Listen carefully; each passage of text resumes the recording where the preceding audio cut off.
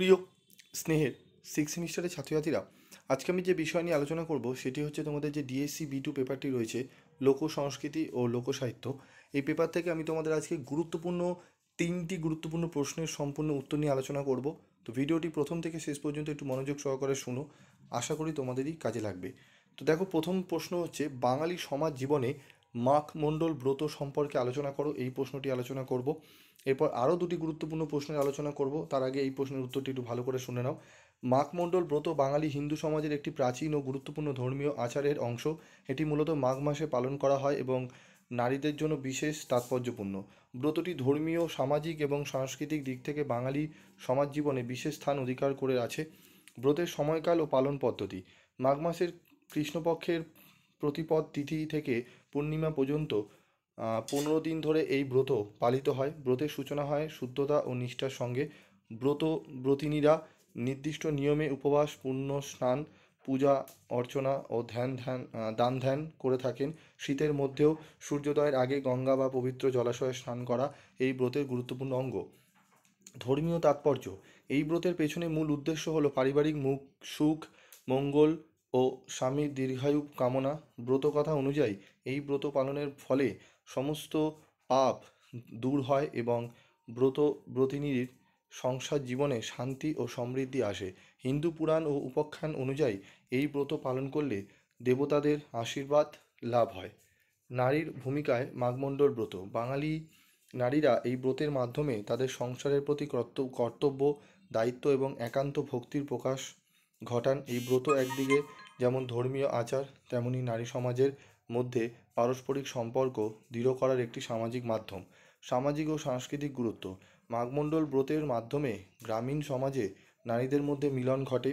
দলবদ্ধভাবে স্নান, গীতিগান, ব্রতকথা পাঠ এবং পূজা অর্চনা একটি সামাজিক আবহ সৃষ্টি করে। এতে একদিকে যেমন নারীরা মানসিক প্রশান্তি লাভ করে, তেমনি সংস্কৃতির ধারাবাহিকতা বজায় থাকে। আধুনিক প্রেক্ষাপটে প্রাসঙ্গিকতা: আজকের যুগে এই ব্রতের গুরুত্ব কিছুটা কমে গেলেও এখনও অনেক অঞ্চল, বিশেষ করে পশ্চিমবঙ্গ ও বাংলাদেশের গ্রামাঞ্চলে এটি পালন করা হয়।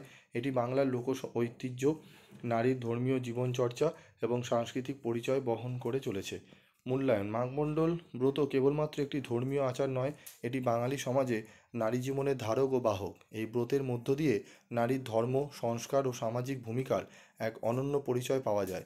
এটি বাংলার লোকধর্ম ও সংস্কৃতির একটি মূল্যবান অংশ জীবন হিসাবে আজও স্মরণীয়। এরপর আরেকটি প্রশ্ন রয়েছে, বাঙালি সমাজ জীবনে পুণ্যিপুকুর ব্রত কি সে সম্পর্কে আলোচনা করো। বাংলার হিন্দু সমাজের অশাস্ত্রীয় বা মেয়ালি ব্রতগুলির অন্যতম একটি হলো কুমারী ব্রত। গ্রামীণ বাংলার বাঙালি ঘরের 5 থেকে 9 বছর বয়সী কুমারী মেয়েরা চৈত্র মাসের সংক্রান্তি থেকে বৈশাখ মাসের শেষ দিন পর্যন্ত 1 মাস ব্যাপী এই ব্রত পালন করে। এই ব্রতের উদ্দেশ্য হলো বৈশাখ মাসের খরায় যাতে পুকুর জলশূন্য না হয়, অথবা শীত ঋতুতে যেন গাছ না মরে এবং ফসল যেন ভালো হয়। ঠিক আছে। ব্রতের ছড়ায় প্রকৃতির মঙ্গল কামনা ছাড়া ও কুমারী নারীর সৌভাগ্য ও সন্তান লাভের কামনা পরিপুষ্ট হয়। ব্রতের নিয়ম: গ্রাম বাংলার বসত বাড়ির মেঠো আঙিনা বা সানের মেঝেতে আল দিয়ে অথবা পুকুর পাড়ে বা বাগানে এই ব্রত করা হয়। এই ব্রত পালনের কোনো মন্ত্র বা পুরোহিতের প্রয়োজন হয় না। পুণ্যিপুকুর ব্রতের 3টি পর্যায় আছে, যেমন আহরণ, ক্রিয়া ও ছড়া। প্রথম পর্যায়ে ব্রত পালনের প্রয়োজনীয় উপাচার অর্থাৎ সাদা ফুল, চন্দন, দুব্রা ঘাস, তুলসী গাছ পাতা সমেত বেলগাছের ডাল, কয়েকটি কড়ি ও এক ঘটি জল সংগ্রহ করতে হয়। দ্বিতীয় ভাগে চারদিকে 4টি ঘাটসহ চৌকো একটি পুকুর খনন করে প্রতিটি ঘাটের দুপাশে কড়ি দিয়ে সাজিয়ে পুকুরের মাঝখানে ফুলের মালা সজ্জিত তুলসী গাছ বা বেলগাছের ডাল বসানো হয়।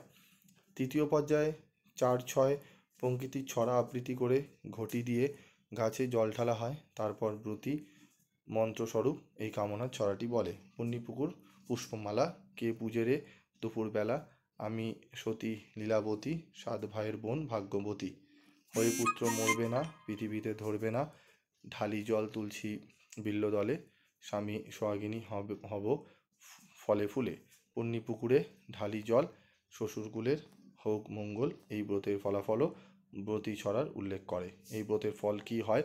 নির্ধনের ধন হয়, সাবিত্রী সম্মান, সতী হয় স্বামী সোহাগিনী, হয়। পুত্র দিয়ে স্বামীর কোলে, মরণ হবে গঙ্গা জলে, বৈশাখ মাসে এই ব্রত অনুষ্ঠানটি অনুষ্ঠিত হয় পরিবার ও সমাজের মঙ্গল কামনায় এবং সতী নারী হবার বাসনায়। তবে এই ব্রতে পাপ পুণ্যের ইঙ্গিত আছে। এই ব্রতে যদি পুণ্য সঞ্চয় বা সঞ্চয় করা যায় তাহলে সাবিত্রীর সম্মান সতী নারী হবার সম্ভাবনা থাকে। লোকসংস্কৃতির সাধারণ বৈশিষ্ট্যগুলির পরিচয় দাও। লোকসংস্কৃতি হলো কোনো সমাজ বা জাতির নিজস্ব ব্র্যান্ড, রীতিনীতি, কৃষ্টি ও সামাজিক মূল্যবোধের প্রকাশ। এটি প্রজন্ম থেকে প্রজন্মে মৌখিকভাবে অভ্যাসের মাধ্যমে চলে আসে। লোকসংস্কৃতির কিছু সাধারণ বৈশিষ্ট্য: মৌখিক প্রথা, প্রজন্মান্তর হস্তান্তর, স্থানীয়তা ও আঞ্চলিকতা, সহজতা ও স্বাভাবিকতা, সামাজিক ও ধর্মীয় রীতি অনুসরণ, সামাজিক ঐক্য ও বন্ধনের প্রতীক, পরিবর্তনশীলতা, আনুষ্ঠানিক শিক্ষা, নামহীন স্রষ্টা, বিনোদন ও শিক্ষার সংমিশ্রণ। তো এই পুরো সম্পূর্ণ তোমাদের 3টে গুরুত্বপূর্ণ প্রশ্নের উত্তর নিয়ে আলোচনা করে দিলাম।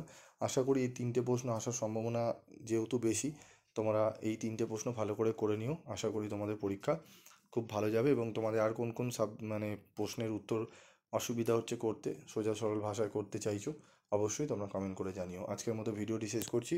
দেখা হচ্ছে পরবর্তী ভিডিওতে। সকলে ভালো থেকো, সুস্থ থেকো।